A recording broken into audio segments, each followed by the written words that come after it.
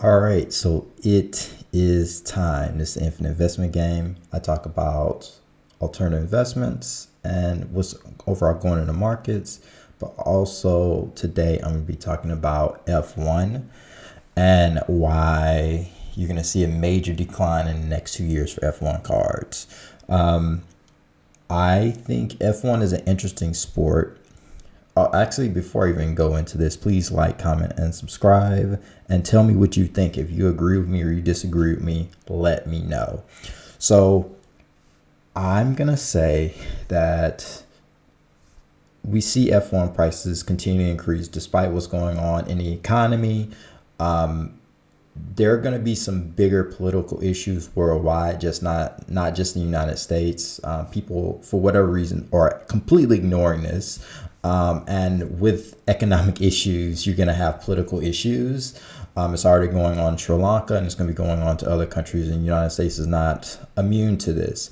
But why I would say F1 cars are going to be trash for the most part, except a very, very select few, probably less than 1%, is because the collector base has been very small for a very long time, and it actually takes time to build that up. And even the Lewis Hamilton Super Refractor, maybe that price may stay fine just because that person may not sell it for 10 years, 20 years, or something like that. If they're going to sell within the next 2 years, it's going to be much less than what it is now. And people think, oh, I'm going to hold it for the long term. Outside of probably 3 racers, every last card is going to be close to worthless. Maybe Lewis Hamilton, I guess you go old school like Michael Schumacher, but really I'm talking about the new stuff like Max Verstappen or whatever. Those guys will probably be relevant and be worth money, but all that stuff is going to decline. Most of these people who are getting into F1, they don't love it because they like F1 and they're collectors. Let's be real here. The collectors market doesn't even control the market anymore. Is really based on the auction houses, the grading companies, and the investors. And when I say investors, the people who are spending hundreds of thousands of dollars on cards, those people control the market, hundreds of thousands or more on cards. And whenever you see exponential increases, things regress towards the mean. So you have that exponential increase, and then it regresses towards the mean. We call it the middle finger graph. So it goes up and then it comes down. And this is what's going to have the F1 cards. People who have F1 probably should be selling if they're not having the best of the best cars for Lewis Hamilton, the Michael Schumachers, the Max Verstappens, whoever in the world. And I think people aren't really understanding what's really going on. And I know what you're saying, like, oh, well, you don't know, like, it's going to be a big thing. It could be, but it's very speculative. Like, this is absolute speculation.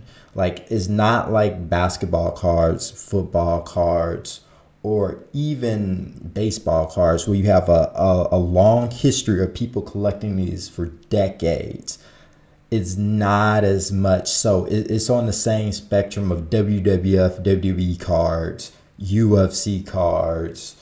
And I like UFC, and I do have a few UFC cards, but it's very few people are going to be worth anything right now. And then there's so many people that are going to be coming in years down the line that is going to get people's attention.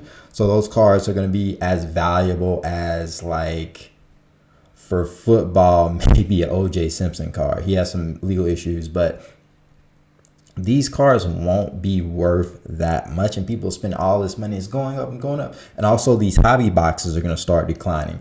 First off, you're going to start seeing waning of 2022 and then next year 2023 product. And then we're going to be slowly going into a recession. I actually think the economy is going to bounce back after 3 months. And people's like, oh, we're out of it. And then I think it's going to get hit again, and we're going to go slowly and more into a grind kind of state, whereas the trajectory is downward. And this is eventually going to affect cards. And there's so many people, even people who weren't into F1 are getting into it. And when you have a bunch of new people just rushing into something, that's a bad sign. We've seen it with basketball. We've seen it with football. We've seen it with baseball. We've seen, except vintage. We've seen it with UFC. We've seen it with WWE, WWF. We've seen it with tennis, because tennis had a hot streak for a second. We've seen it with just about anything you can name. There'll be a few things that may still go up by a little bit or stay stagnant, but most of this stuff is going to collapse. So if you're investing in F1 cars, about time to get out, or wait 3 months, wait for things to kind of balance out. And people's like, okay, that wasn't so bad. And then you sell, or you consolidate, you sell and consolidate into the best thing that you can get. You need to hold very few cards that are worth a lot and very hard to find. And you really shouldn't be holding any F1 cars to save for the most part. And I'm interested to know what your comments below. I can respond in another video, but buying the dip won't work on this.